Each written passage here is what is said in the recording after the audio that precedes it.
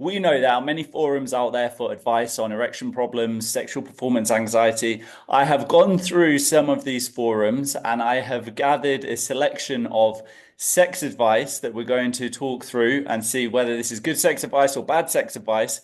And also, you are free to roast my sex advice. Okay, so as we go through this, I'm going to give my opinion, and I'd love for you to share your opinion in the comments too. So let's go straight with the first one. I'm going to make up names for this because I've blurred out the names just for respect. Okay, privacy of people on Facebook. So, oh, I just said the platform. I think you guessed anyway. Let's go with John for this first one. So John said, "Thank you. I'm 40 years old and I'm married. I have a hard time maintaining an erection. Sometimes I do, sometimes I don't. That's very common. I think for me, it's more of a mental issue. Yes. The more I think about it whilst having sex, the worse it gets. But even when masturbating, it's not the same as it once was. I guess this is just part of getting older. If anyone wants to chat, feel free to PM me." Okay, there's a few things to address here, and then also making up the name, Gary's comment, use a pressure ring. Thank you, Gary. First of all, let's break down some of these bits. So 40 years old.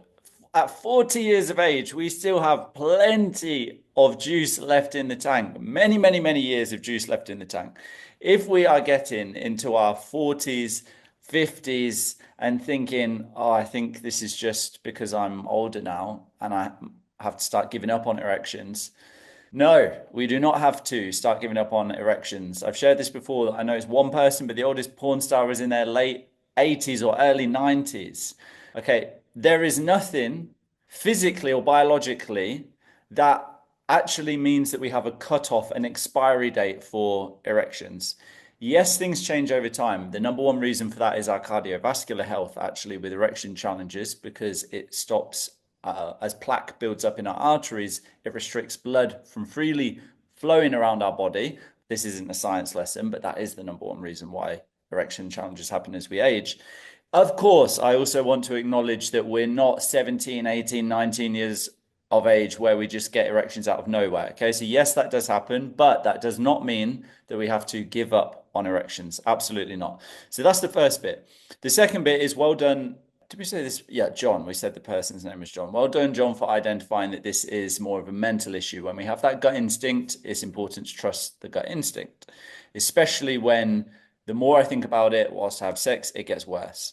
It's not the same as it once was. I think we spoke about that. It's important not to have unrealistic comparisons, but also at the same time, important not to give up on erections or sex. We should still absolutely be able to get erect and have sex well into our 40s, 50s, 60s, 70s, I believe 80s, and even stretching into the 90s as well. Okay, let's talk about this advice. Use a pressure ring. Thank you for that very helpful short statement, Gary.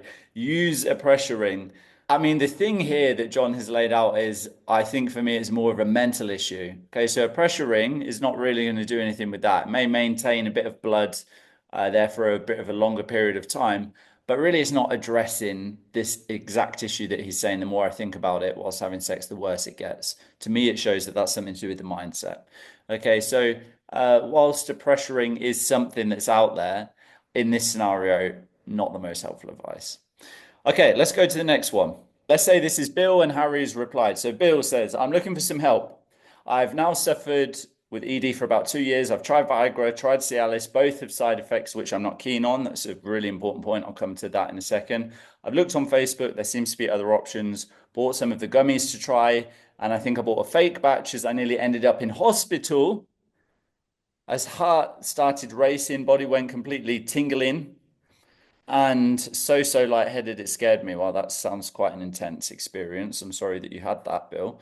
Has anyone else tried something that you can take so that you don't need to, I imagine it's something to do with planning, so that you don't need to plan, because this definitely comes up, right? When we're taking Viagra or Cialis, this need to plan the timing, the strategies. Is it going to work? Is it not going to work?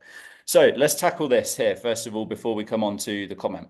I'm sorry to hear that you've experienced ED for 2 years. Okay, now if this is a mindset thing, it absolutely does not need to be going on for this amount of time, although we can easily stay stuck in this trap because it can feel like we don't want to talk about it to anybody else.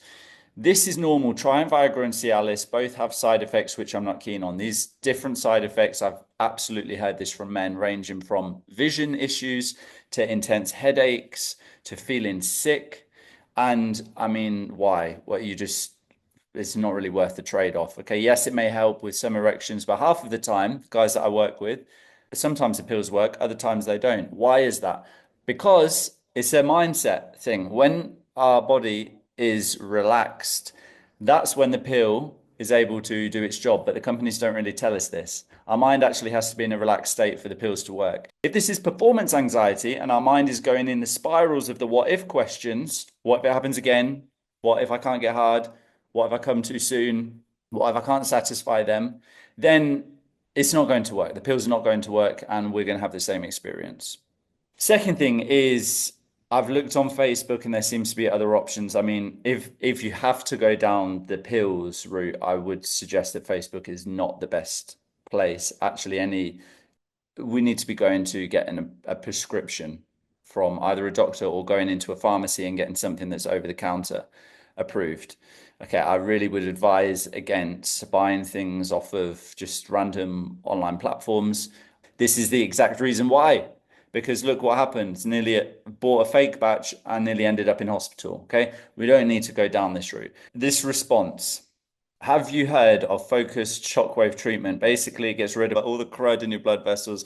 There's quite a bit of positive data about the outcome. Now, a few things that I've heard about this. Number one, I've heard it's very painful. That's not from everybody, just from some people. Number two, I've also heard that sometimes it gets results, other times it doesn't get results. Research is really important here, okay? I don't specialize in this shockwave area, so there will be more to research than I know. But I would say this isn't oh, now I've done the shockwaves and it's all sorted all of a sudden. I wouldn't suggest is the right route to go down if this is a mindset thing. It's always like with the operation, right? We'd want to avoid the surgery if we can because of the risks, the complications that come with that. And if we didn't need to have surgery, then why would we want to have it? Same with this. I just want to come back to that point. If this is a mindset thing, shockwave therapy is not the thing that's going to get this sorted. I've worked with a number of guys that have gone and had shockwave therapy and that hasn't fixed this for them. Okay, let's go with the last question. Why would porn be considered part of the cause of ED? Surely it's nothing to do with it, right? And then we've got a couple of responses below. Your brains will get screwed up such that real things in life will not turn you on. Porny, haven't heard of that word variation of it before, but porny, let's go with it, is scripted. Some of the things can't happen in real life. And then a reply below that's total myth, total myth. And porn addiction is not real either.